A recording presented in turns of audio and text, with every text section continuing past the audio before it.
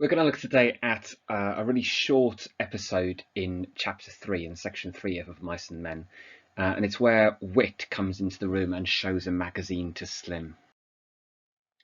Okay, so make sure you've read, it's only a couple of pages, so make sure you've read that bit before we start thinking about it.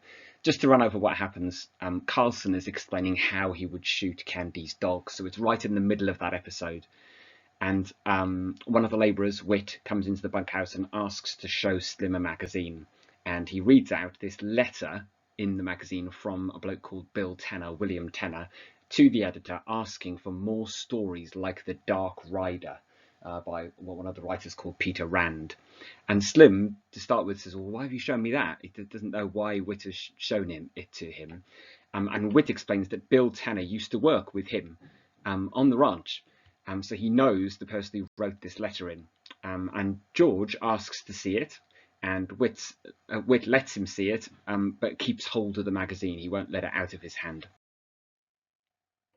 So what's the significance of this scene, this episode, at this moment? Well, one of the things that you could say is that it's placed in the middle of the section where Carlson is threatening to shoot Candy's dog. And in that respect, I would argue that it helps to sustain the tension. So you can look at this in lots of different ways, but one of the things that you could say is that actually Candy and Carlson throughout the whole of this conversation are just waiting. So Whit is talking about the magazine, about this letter, and he's reading it out and he's showing it to Slim, and then George asks to look at it. And Whit in particular is getting quite carried. He doesn't know what's been happening about the dog. And Whit is getting quite carried away about his friend Bill, who got this letter published, and so on. But if you look at the end of this episode, it says this. It says, during the conversation, Carlson had refused to be drawn in. He continued to look down at the old dog. Candy watched him uneasily. So while the action is going on with the magazine and everything, Candy and Carlson are just standing there. They're just looking at each other, looking at the dog, and they know that a decision is going to be made about it. Is the dog going to be shot or not? Who's going to get their way? And so actually you could argue that by making us wait, it's actually increasing the tension. Okay, so that will be one way of looking at it. The other thing that you could look at maybe is the significance of these pulp magazines. The pulp refers to the paper that they were published on. So kind of cheap magazines on cheap, low quality paper, very popular fiction, not educational in any way.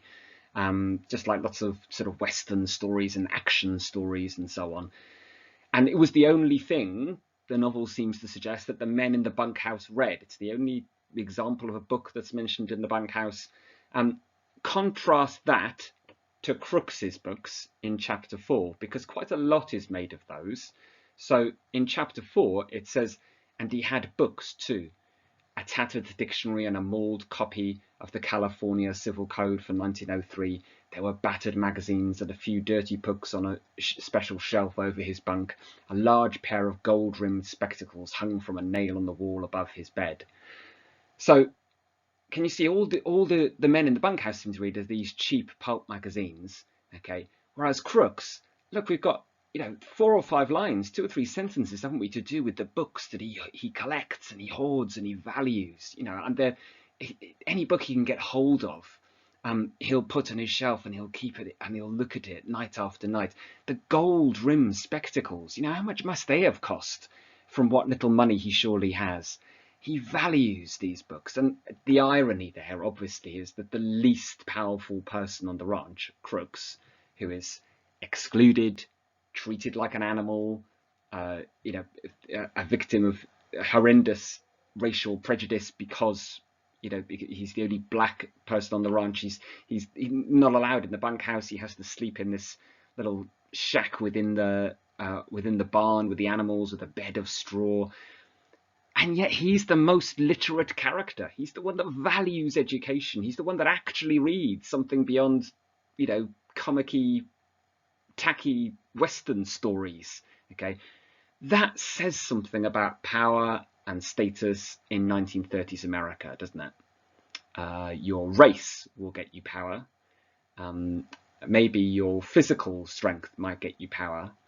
Your inherited wealth might get you power. Your economic status certainly will. Do you know what I mean? All those things will. But will your intellect, will the level of your literacy? Well, no, not really, because certainly other factors will counteract that. Yeah, so Crooks might be the most literate, he might be the character who values education the most, but he's the least powerful. Okay, the Dark Rider character I think is worth thinking about. We can't make too much of this because it doesn't really tell us who the Dark Rider is and what these stories are about, but just the name, I think, has connotations that you could comment on and think about. What does it suggest, the name Dark Rider? To me, it suggests maybe a mysterious character, that he's got a horse, that his life is full of action and mystery and excitement. Maybe he has a gun, maybe he goes into town and gets the women, maybe he has money, maybe he's a hero with a life of significance. Someone who basically has everything the migrant workers don't have. And so when they read these magazines and when they read these Dark Rider stories, it's a form of escapism. Look at that reference from chapter 2 when we first had the bunkhouse described. And it talks about those Western magazines ranchmen love to read and scoff at and secretly believe. When they read these magazines, when they read these Dark Rider stories, they're indulgent moments of fantasy. They are dreaming of a life they crave, because their lives lack mystery, action, power, excitement, and significance. And then finally, have a think about Whit and his attitude towards the magazine. He's incredibly excited about it, isn't he? I don't know if you've noticed. Look at, first of all, his excitement to show it to Slim in the first place. Okay. But then look at when George says he can have a look. George says, "Can I have a look at it?" And it says, "Whit found the place again, but he did not surrender his hold on it." He's like, "This is my magazine. You're not taking this from me." Okay. And then he stores it in a box by his bed. Why is he so obsessed with this magazine and this letter within it that he's found from Bill Tanner, his friend? Well, one of the things I think is that it's to do with a connection to the outside world and a connection to a friend in a world of loneliness. They live in Soledad, a place called loneliness. They play solitaire, a game called loneliness. So it's not surprising they crave a release from that. They crave connection with others. And that, I think, is what Whit has found. He's found evidence of, this is my friend. This is my friend who I worked with. And look, I've got a letter that he wrote in a magazine and it's mine now and I can keep it. And it's kind of like a badge. It's a proof of friendship and connection with someone somewhere else, I think. The second thing is that it's a glimpse of success. There's not a huge amount of success within the novel, is there?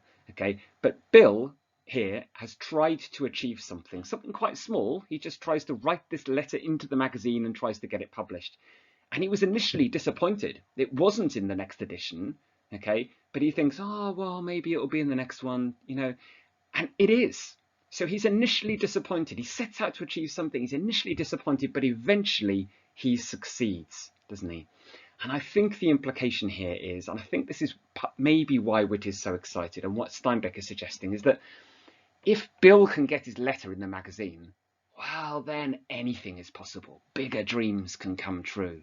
You can get a bit of land, you can get a house, you can get a job, you can escape, you can get married, you can whatever. Okay, anything can happen if you can have a little bit of success. Okay, think about the trajectory of the novel at this point. Okay, I know Candy's dog is about to be shot, but just a couple of pages after that, George and Lenny and Candy are planning the purchase of the house. And in this midpoint of the novel, there's the hope.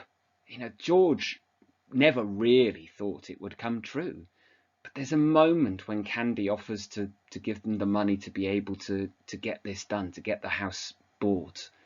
There's a moment where the dream just seems possible. So we're on this upward trajectory. We're moving from despair towards hope. And I think maybe Bill getting his letter published is just a little point on that line upwards towards hope. Of course, from that point onwards, then things are going to go drastically downhill, aren't they? But at this point, there's this sense that success is possible. Dreams just maybe might come true.